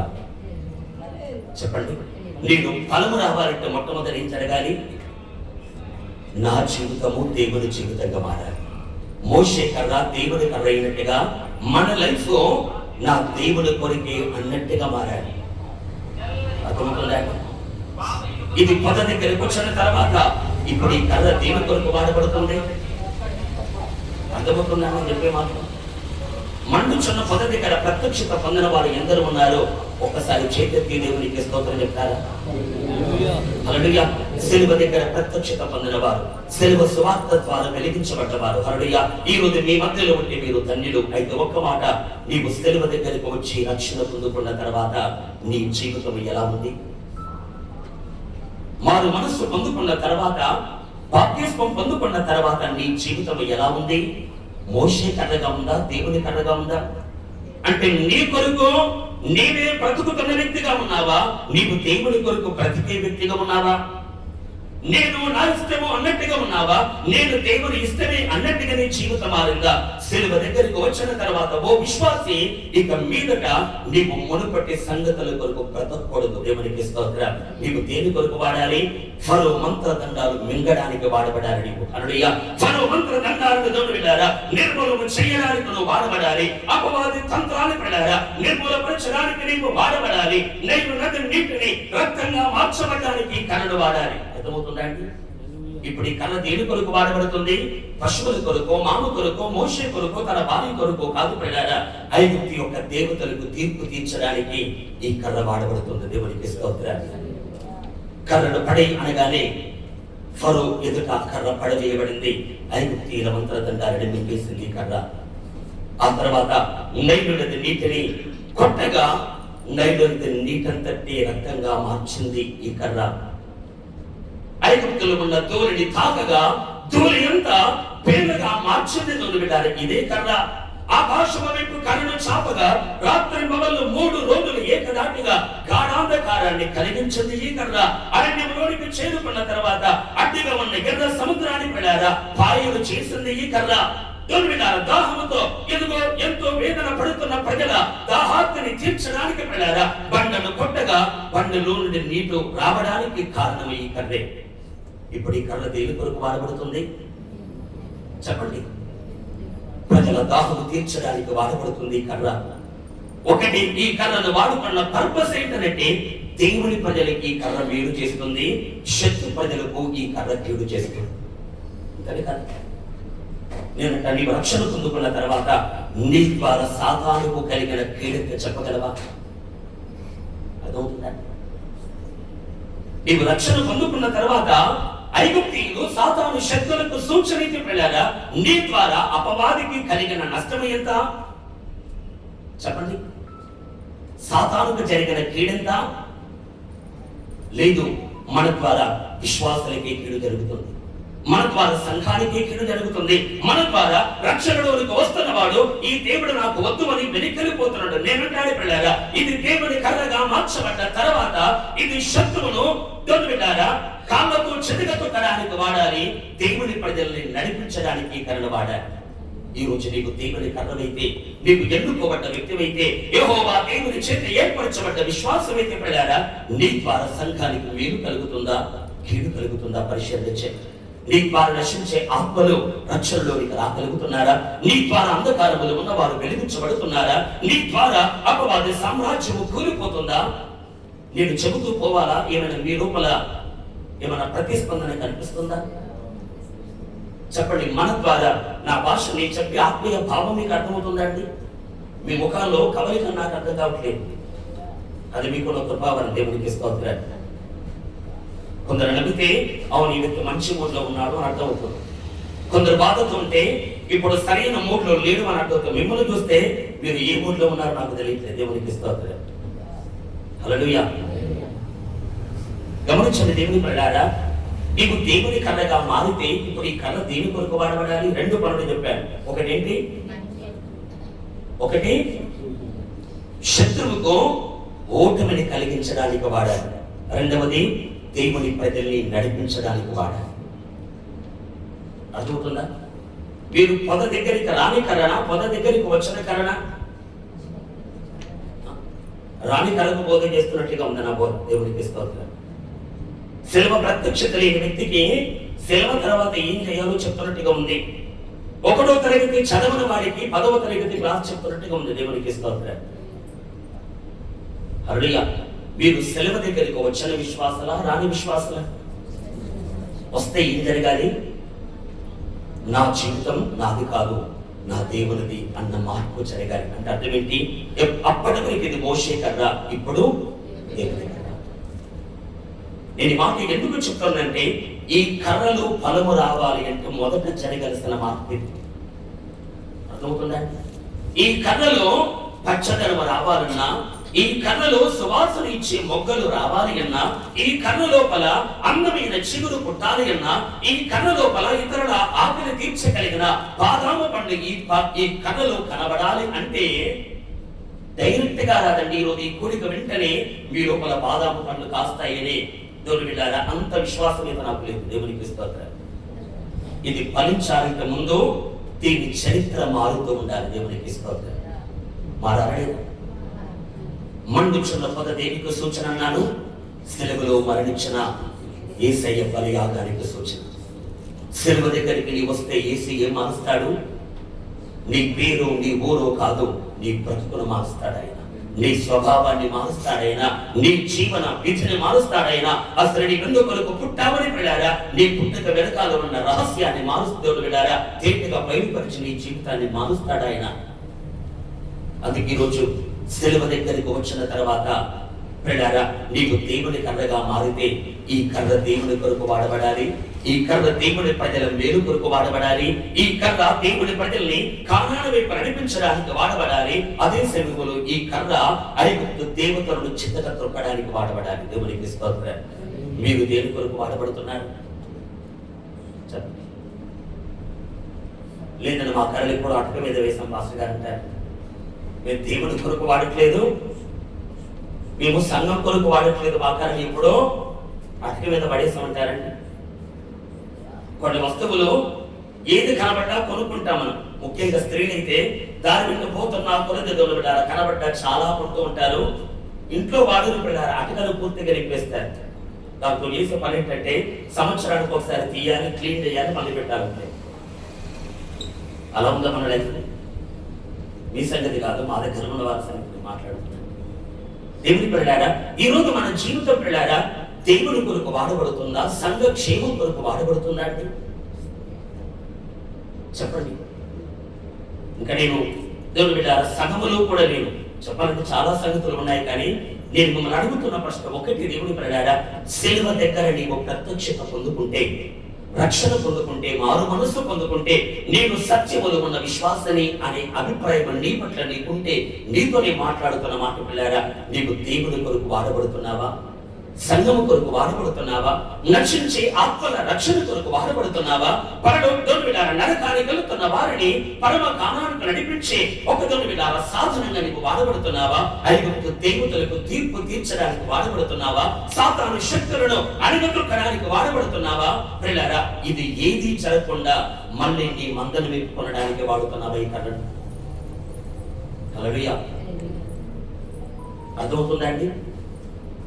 ఇక్కడ ఐగుప్తు అనుకోండి, ఇక్కడేమో కానానం ఉంది. మధ్యలో మండుచున్న పొద ఉందనుకోండి. పిల్లరా, ఐగుప్తు దగ్గర మిద్యాను దగ్గర పెరిగిన ఈ కర్ర నరకబడి మెల్లమెల్లగా మోషే కొరకు వాడబడి మండుచున్న పొద దగ్గరికి వచ్చిన తర్వాత దీని పేరు మారింది, దీని జీవితం మారింది, దీని యొక్క దీని లోపల చాలా మార్పులు కలిగాయి. ఇప్పుడు ఈ కర్ర ఇటు నుండి ఇటు వెళ్ళాలా, మళ్ళీ వెనక్కి వెళ్ళాలా? చెప్పండి, ఏముంది? కాంగం ఉంది, దాని మీద టవలు, అంతేనా? ఇదేముందండి? కానాను ఉంది. ఈ కర్ర మిద్యానులో యాత్ర ఆరంభించి ఈ కర్ర మండుచున్న పొద దగ్గర దాని పేరును మార్చుకున్న తర్వాత ఇప్పుడు ఈ కర్ర యూటర్న్ తీసుకొని మళ్ళీ వెనక్కి వెళ్ళిపోకూడదు, ఈ కర్ర ముందుకే కానానుకు చేరుకోవాలి. దేవునికి స్తోత్రం. కానీ ఈరోజు మన జీవితాలు ఎలా ఉన్నాయి?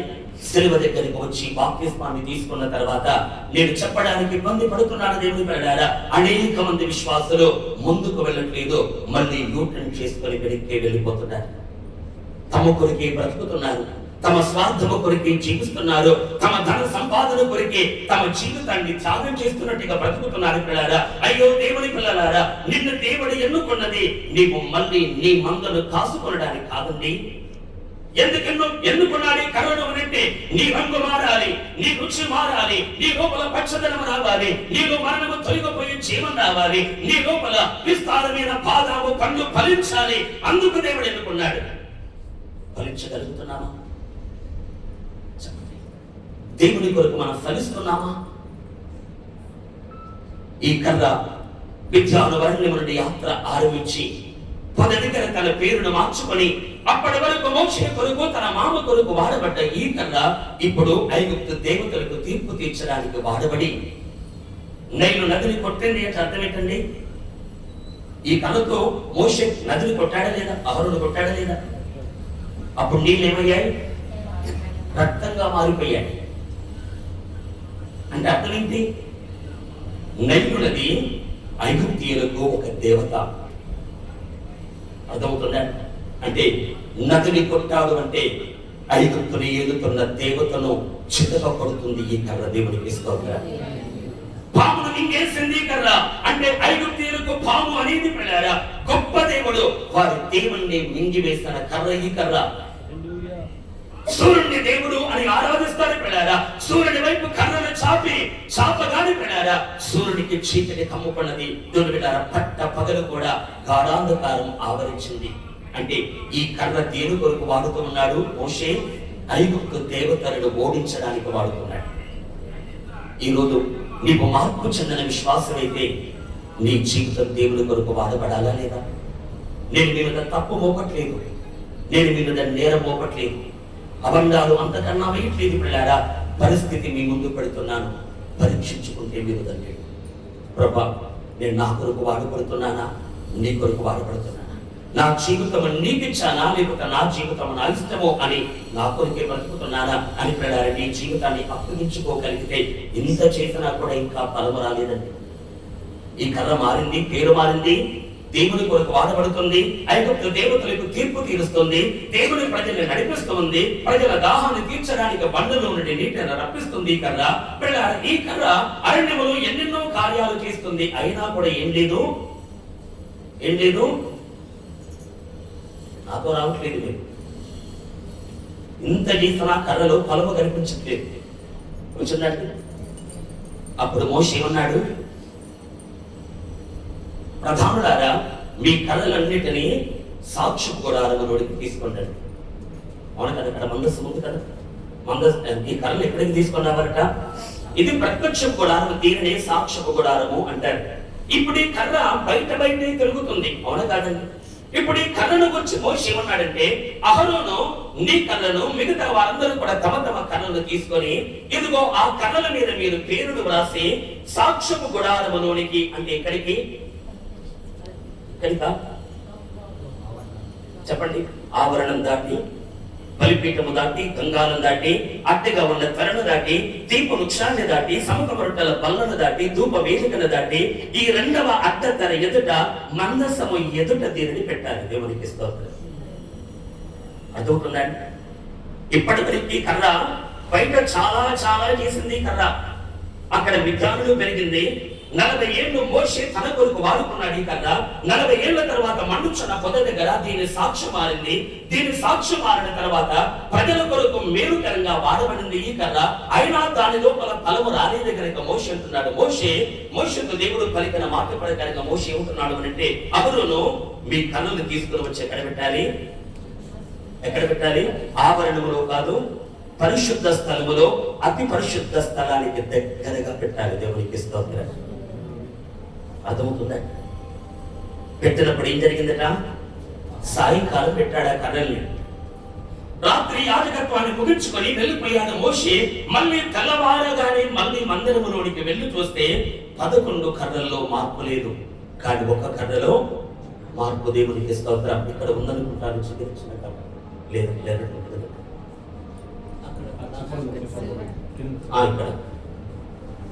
కనబడుతుంది కదండి, అహరోను యొక్క చిగిర్చిన చేతి కర్ర. దేవునికి స్తోత్రం. ఫలము ఎక్కడ వస్తుందండి? ఈ కర్ర ఎక్కడ ఉంటే వస్తుంది ఫలం? కర్ర అంటే ఏంటి? నేనే. కర్ర అంటే మేము కాదు, నేను అనండి. దేవునికి స్తోత్రం. కర్ర అంటే నేను. నా జీవితం ఎక్కడ ఉండాలి? మండుచున్న పొద దగ్గర నుండి వెనక్కి వెళ్ళితే నాలో ఫలం కనిపించాలి. ఇటువైపు నుండి ముందుకు వెళ్ళాలి. దేవునికి స్తోత్రం. దేవుని కొరకు వాడబడాలి, ప్రజలు నడిపించడానికి వాడబడాలి, శత్రువుకు కీడు చేయడానికి, దేవుని ప్రజలకు మేలు చేయడానికి కర్ర వాడబడాలి. ఇలా వాడబడుతూ ఒక్కొక్క అనుభవాన్ని దాటి అతి పరిశుద్ధ స్థలానికి దగ్గరగా, మందసమునకు దగ్గరగా, కరుణాపీఠానికి దగ్గరగా ఆ కర్రను రాత్రి వేళ మోషే ఉంచాడని చెప్పాడా. అలా ఉంచిన తర్వాత తెల్లవారు మళ్ళీ వచ్చి చూసేసరికి ఇది పచ్చగా మారింది, చిగురు పెట్టింది, బాదాము పూలు పోసింది, బాదాము కాయలు కూడా కాసింది. హల్లెలూయా. అప్పుడు 12 కర్రలు తీసుకొని వచ్చాడు మోషే మళ్ళీ బయటికి. 11 కర్రలు చూపిస్తున్నప్పుడు అందరు అనుకుంటున్నారు మా కర్రే ఫలించింది అనుకుంటున్నారు అందరూ, కానీ ఎవరి కర్ర ఫలించలేదు. కానీ ఒక వ్యక్తి కర్ర ఫలించింది. దేవునికి స్తోత్రం. ఎవరా వ్యక్తి? మనం నేర్చుకుంటున్న అంశం ప్రకారంగా దేవుని చేత ఏర్పరచబడిన వాడి కర్ర ఫలించింది. దేవునికి స్తోత్రం. ఎవరి కర్ర ఫలించిందండి? యెహోవా ఎవరిని ఏర్పరచుకున్నాడో అతని కర్ర ఫలించింది. దేవునికి మహిమ. హల్లెలూయా. అతని కర్రలో మార్పు కలిగింది. దేవునికి స్తోత్రం. గమనించాలి దేవుని బిడ్డలారా, ఎప్పుడైతే ఈ కర్ర ఫలించిన ఆ కర్రను మోషే మళ్ళీ బయటికి తీసుకొని వచ్చి పిల్లారా, సర్వ సమాజానికి కర్రను చూపించగానే ఎగిరి పడుతున్న వారందరూ నోటి మీద వేలుసుకున్నారు. దేవునికి స్తోత్రం. హల్లెలూయా. పగలతో రగిలిపోతున్న వారు, తిరుగుబాటుతో రగిలిపోతున్న వారు, మోషే అన్యాయంగా 250 మందిని చంపేస్తామని పిల్లారా మోషే మీద నేరారోపణ చేస్తున్న వారు, లక్షల కొలది ప్రజల స్వరము పిల్లారా ఈ కర్ర ఫలించడము చూడగానే అందరి నోళ్లకు తాళాలు వేయబడ్డాయి. దేవునికి స్తోత్రం. ఈ రోజు సంగమా, నీవు సంగములు చేయాల్సింది ఏంటో తెలుసా? ఫలించు చూపించు. నీకు విరోధంగా ఉన్న వారందరిని దేవుడి అనుచునుగాక. హల్లెలూయా. నువ్వు ఫలించి చూపించు. నీకు వ్యతిరేకంగా ఉన్న వారి నోళ్లకు దేవుడు తాళాలు వేయగాక. పాస్టర్ నన్ను వాళ్ళు తిరుగుతున్నారు, పాస్టర్ గారు నన్ను వీళ్ళు నిరాకరిస్తున్నారు, వాళ్ళు నిందిస్తున్నారు, ఇవన్నీ ఏముంది పిల్లారా? ఇదిగో వారి నిందలు, వారి నిరాకారాలు మానిపోవాలంటే ఒకటే పని పిల్లారా, మన లోపల ఫలము కనిపించాలి, మనలో యేసయ్య పోలిక కనిపించాలి, మనలో క్రీస్తు తత్వం కనిపించాలి పిల్లారా. అప్పుడే మన జీవితాలను బట్టి సంఘములో అందరి నోళ్ళను దేవుడు మోగిస్తాడు. అర్థమవుతుందా? ఈ ఫలం ప్రజలందరూ చూడాలా లేదా? చాలా మంది ఏమంటారంటే నా ఫలము దేవునికే తెలుసు, దేవుడే చూస్తున్నాడు అంటారు. కానీ ఇక్కడ నేనంటే పిల్లారా, ఈ ఫలము, ఈ కర్ర ఇక్కడ ఫలించింది, దేవుని దగ్గర ఫలించింది నిజమే, కానీ ఈ ఫలము మళ్ళీ బయటకు వచ్చి అందరికీ కనిపించదా లేదా? అంటే నీ మారిన జీవిత విధానం దేవుడు మాత్రమే చూస్తే చాలు అనుకోకో. నీ సత్క్రియలు అన్ని జనులు చూడలేము. దేవునికి స్తోత్రం. మత్తయి సువార్తలో యేసయ్య అంటాడు పిల్లారా, ఇదిగో మీరు లోకము ఎదుట మీ వెలుగును ప్రకాశింపనీయండి అన్నాడా లేదా? వెలుగు ప్రకాశించడం అంటే అర్థం ఏంటట? మీ సత్క్రియలను అన్ని జనుల ఎదుట కనపరచనివ్వండి. అప్పుడు ఏం చేస్తారట? మీ సత్క్రియలను చూసి పరలోకమందున్న దేవుని వాళ్ళు మహిమపరుస్తారు. దేవునికి స్తోత్రం. మన ఫలము మన ఇంటి పక్క ఉన్నవాడు చూడాలి, మన ఫలము మన ఇంటి ఎదురుగా ఉన్నవాడు చూడాలి, మన ఫలము మన కొలీగ్స్ చూడాలి, మన ఫలము మన సహోద్యోగులు చూడాలి, మన ఫలము పిల్లారా మన ఇంట ఉన్నవారు, మన ఇంటి బయట ఉన్నవారు పిల్లారా మారిన మన జీవితాన్ని చూడాలి. చూడాలి. అర్థమవుతుందండి చెప్పేమాట? నన్ను ఎవరు అర్థం చేసుకోకపోయినా దేవుడు అర్థం చేసుకుంటే చాలు అనుకోలేగా దేవుడు అర్థం చేసుకుంటాడు. నీ బ్రతుకు మారితే ఇతరులు కూడా అర్థం చేసుకుంటారు. అవును కదా? అయితే ఇప్పుడు ఒక మాట నేను ముగిస్తూ ఉన్నాను దేవుడి పిల్లలారా. ఇప్పుడు ఈ కర్ర ఫలించింది. ఫలించిన తర్వాత బయటకు తీసుకురాబడింది ఈ కర్ర. ప్రజలందరి లోన్లను మోసింది ఈ కర్ర. ఇప్పుడు ఈ కర్రను మళ్ళీ మోసి ఏం చేశాడు? ఆ చిగురంతా నరికేసి ఆ ఫలాలన్నీ తెంపేసి మళ్ళీ నోటి పెట్టారా ఆ పచ్చటి కర్రను మళ్ళీ అటు ఇటు సరి సమానంగా కట్ చేసి మళ్ళీ ఎండలో ఎండబెట్టి మళ్ళీ మందు కొరకు వాడుతున్నాడు ఈ కర్రను. చెప్పండి, ఏ కర్ర ఫలించిందో, ఏ కర్ర పచ్చదనములోనికి వచ్చిందో, ఏ కర్ర మార్పు చెందిందో ప్రకారా ఈ కర్ర ఫలించడానికి ముఖ్య రీజన్ ఏంటంటే యెహోవా ఎన్నుకున్నాడు కనుక ఫలించింది కర్ర. ఇప్పుడు ఫలించిన ఈ కర్రను మోషే గారు ఏం చేశారండి? ఏం చేశారు? ఈ కర్రను తీసుకొని ఆవరణాన్ని దాటి పరిశుద్ధ స్థలమును దాటి ఆ తర్వాత అతి పరిశుద్ధ స్థలములు ఉన్న మందసము లోపల ఈ కర్రను పెట్టాడు. దేవునికి స్తోత్రం. ఈ కర్రను ఎక్కడ పెట్టాడు ఇప్పుడు మోషే? లోపల మందసం ఉంది కదా. మందసం అంటే అర్థం ఏంటండి? మందసం అంటే అర్థం ఏంటి? ఇక్కడ కృపాసనం ఉంది, కరుణాపీఠం ఉంది. కృపాసనము అన్నా కరుణాపీఠం అన్నా ఒకటే. కృప అనే మాటకు పర్యాయ పదము కరుణ. ఆసనము అనేటువంటి మాటకు మరొక మాట పీఠం. అంటే కృపాసనము అన్నా కరుణాపీఠము అన్న వేరు వేరు కాదు, ఈ రెండు ఒకటే అర్థం. ఇప్పుడు ఈ కృపాసనము ఎక్కడ ఉంది? అతి పరిశుద్ధ స్థలములో ఉంది. ఈ కరుణా పీఠం మీద ఎవరు ఉన్నారు? యెహోవా దేవుడు ఆసీనుడై ఉన్నాడు. దేవునికి స్తోత్రం. హల్లెలూయా. ఇక నేను చెప్పే మాట ఒకటే దేవుని పిల్లలారా, ఈ కృపాసనం ఎవరికి సూచన అంటే అత్యున్నతమైన సింహాసనం మీద ఆసీనుడై ఉన్న యేసయ్య సింహాసనానికి సూచన కృపాసనం. హల్లెలూయా. ఏ కర్ర ఫలిస్తుందో, ఏ కర్ర జయ జీవితాన్ని జీవిస్తుందో, ఏ కర్ర దేవుని మహిమార్థమే జీవిస్తుందో పిల్లారా, ఇక ఈ కర్ర యొక్క పర్మనెంట్ అడ్రస్ ఎక్కడ అంటే యేసయ్య సింహాసనం దగ్గరికి. దేవునికి స్తోత్రం. ఈ కర్ర ఫలిస్తే నీకు దొరికే ఆధిక్యత అంత గొప్పదండి.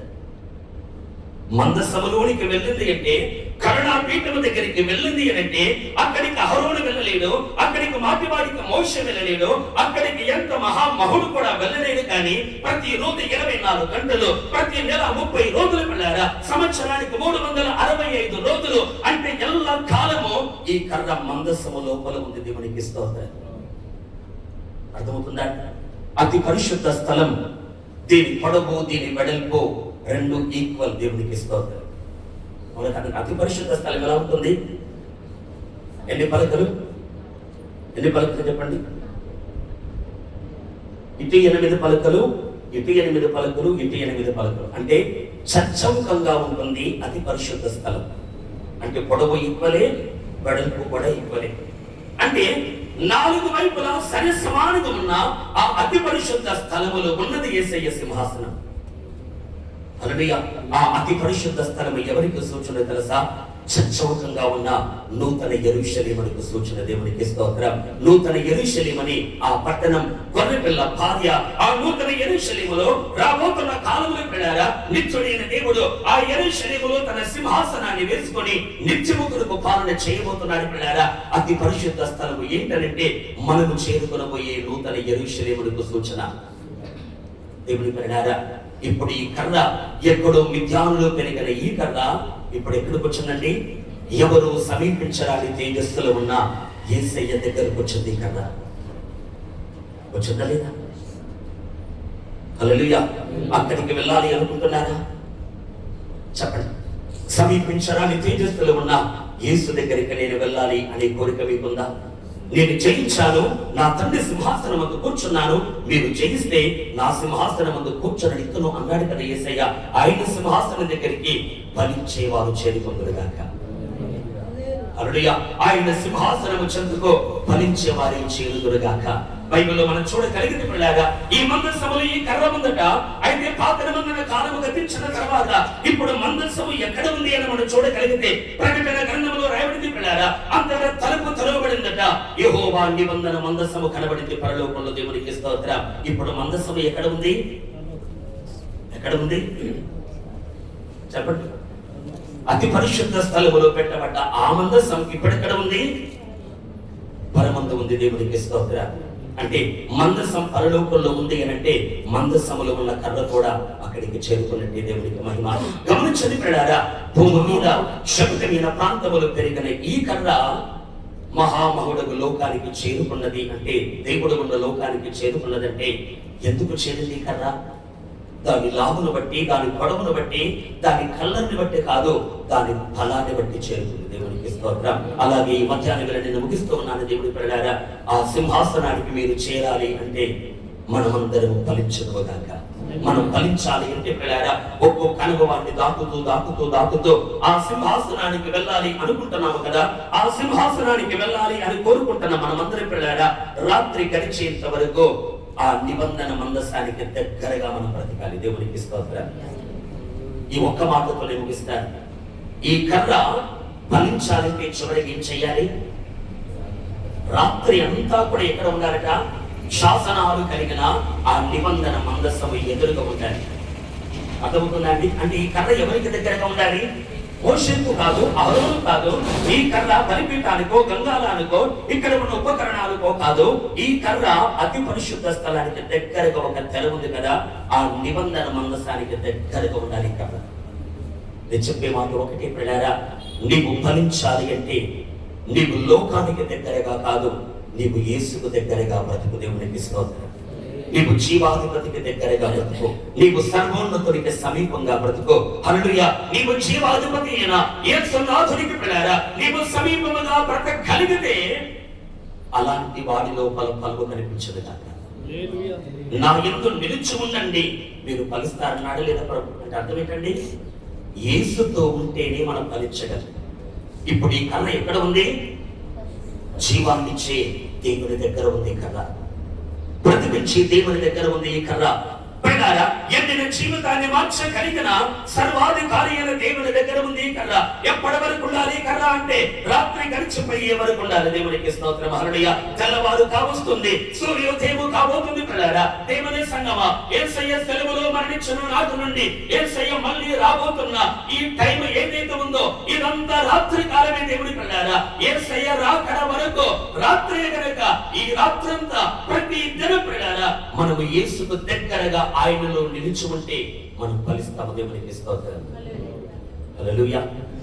ఉంటారా యేసయ్య దగ్గరగా? చెప్పండి, ఉంటారా? ఎవరు ఫలిస్తారు? ఎవరు ఫలిస్తారు? యెహోవా చేత ఏర్పరచబడిన వాడు ఫలిస్తాడు. అందుకే ప్రభు మాట్లాడిన మాట, ఇదిగో మీరు నన్ను ఏర్పరచుకొనలేదు, నేను మిమ్మల్ని ఏర్పరచుకున్నాను. ఎందుకు ఏర్పరచుకున్నాడట? మీరు వెళ్ళి ఫలించడానికి. దేవునికి స్తోత్రం. మీ ఫలము నిలిచి ఉండడానికి ఎక్కడికి వెళ్ళాలి? మనము నిత్యానులో ఉన్న మనము మండుచున్న పొద దగ్గరికి వెళ్ళాలి. మనం హల్లెలూయా. మండుచున్న పొద దగ్గరికి వెళ్ళిన మనం వెళ్ళారా, అనేకులకు మార్గాన్ని చూపించడానికి వెళ్ళాలి. అనేకులకు త్రోవ చూపిస్తున్న మనం వెళ్ళారా, మన జీవితాన్ని పవిత్రపరిచే అతి పవిత్రపరిచేటువంటి అతి పరిశుద్ధ స్థలానికి మనం చేరుకోవాలి. అక్కడ మన జీవితాలు ఫలిస్తే ఫలించిన వాడు యేసయ్య సింహాసనము చెంత నిలిచి ఉండుగాక. హల్లెలూయా.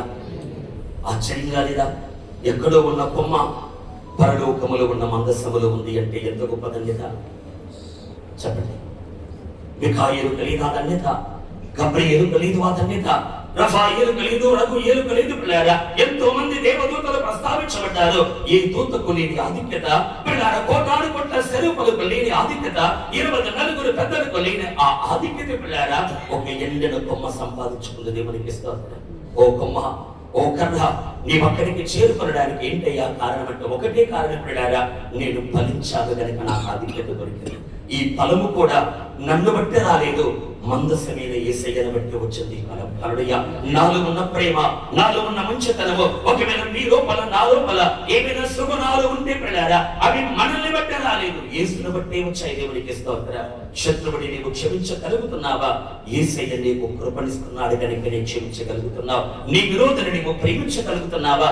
అది నీ టాలెంట్ కాదు ప్రియులారా, యేసయ్య నీ పట్ల దయ చూపిస్తున్నాడు కనుక నీవు ప్రేమించగలుగుతున్నావు. మనలో ఏ ఫలమున్నా దానికి ఘనత పొందడానికి కారకుడు యేసయ్య మాత్రమే. ఈ కర్ర ఎంత ఫలించినా కూడా, ఈ కర్ర ఎంత సువాసన ఇచ్చినా కూడా, ఈ కర్ర బయట ఉంటే దీనిలో మార్పు ఉండేది కాదు. ఈ కర్ర మందసమ దగ్గర ఉంది కనుక దీని చరిత్ర మారింది. దేవునికి స్తోత్రం. కనుక దేవుడి కళ్ళారా, ఫలించాలి అనే కోరిక మీకు ఉంటే ఈ రోజు కర్రగా ఉన్న నీవు ఏ దశలో నీ జీవితం వచ్చి ఆగిపోయిందో పరిశీలించు. విద్యానులోనే ఉన్నావా? హోరీబు దగ్గర తిరుగుతూ ఉన్నావా? మందమని కాలి ప్రాపరాడుతూ ఉన్నావా? మన్నుచున్న పొద దగ్గరికి వచ్చి మళ్ళీ వెనక్కి వెళ్ళిపోతున్నావా? లేదా ముందుకు సాగుతూ ఆవరణాన్ని దాటుతున్నావా? పరిశుద్ధ స్థలాన్ని దాటుతున్నావా? అతి పరిశుద్ధ స్థలము దగ్గర నీవు నిలవగలుగుతూ ఉన్నావా? ఈరోజు ఫలించాలి అని ఆశ మీకుంటే మీ జీవితాన్ని దేవుని చేతులకు అప్పగించండి. ప్రభా, నేను బాగా ఫలించడానికి నన్ను నీవు ఎన్నుకున్నావు ప్రభా. నీవు కోరుకున్నట్టుగా నేను ఫలించడానికి ఏమేం చేయాలో అవన్నీ నేను చేయడానికి నా జీవితాన్ని అప్పగిస్తాను అని త్వరలో వచ్చి మనం ప్రార్థన చేద్దాం. దయచేసి మోకరిద్దాం.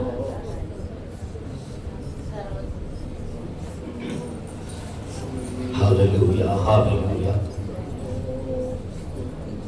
దేవుని మాటలు ఎదుట హృదయాలను కఠినపరచుకోకండి. దైవజనమా, మనల్ని దేవుడు ఎన్నుకున్న ఉద్దేశం ఎంత మనము గమనిస్తూ ఉన్నాం. మనల్ని దేవుడు ఎందుకు ప్రత్యేకపరచుకున్నాడో మనం వింటూ ఉన్నాం. మనము ఫలించడానికి ఎన్నుకోబడిన వారు. హల్లెలూయా, హల్లెలూయా, హల్లెలూయా. ఒక 2 నిమిషాలు అందరూ ప్రార్థనలు ఏకీభవించండి. స్తోత్రం, స్తోత్రం, స్తోత్రం. నీవు ఫలించడానికి ఎంపిక చేయబడ్డ వ్యక్తివి. బలముందా నీ లోపల? మిగతా 11 కర్రల్లాగా భ్రమపడుతున్నామేమో మనము. నన్ను కూడా దేవుడు ఎన్నుకున్నాడు లేని, నన్ను కూడా దేవుడు ఎంపిక చేసుకున్నాడు లేని మనల్ని మనము అనుకుంటూ సర్ది పెట్టుకుంటున్నామేమో మనం. నీవు అనుకోకు, నిన్ను దేవుడు ఎన్నుకుంటే ఫలించు. హల్లెలూయా, హల్లెలూయా. నిన్ను దేవుడు ఎన్నుకుంటే ఫలించు. ఫలించవలసిన కర్ర సాక్ష్యాన్ని మనం విన్నాం. ఫలించిన కర్ర యొక్క జీవన విధానాన్ని మనం కొన్ని మాటల్లో వింటూ ఉన్నాం. దేవుడి కర్రారా, విద్యార్థులు చెత్తవలి పెరిగిన ఈ కర్ర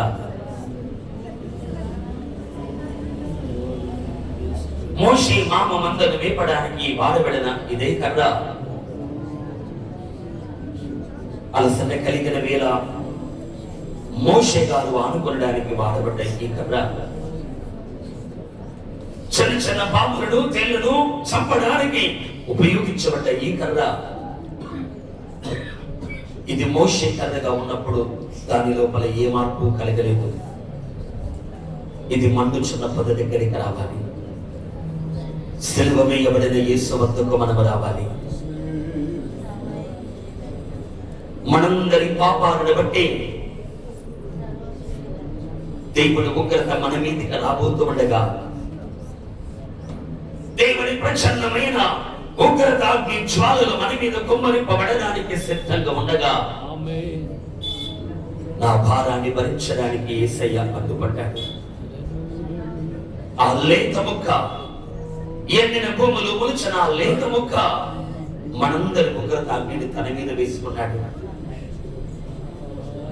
ఆయన మండుతున్నాడు కానీ కాలిపోలేదు.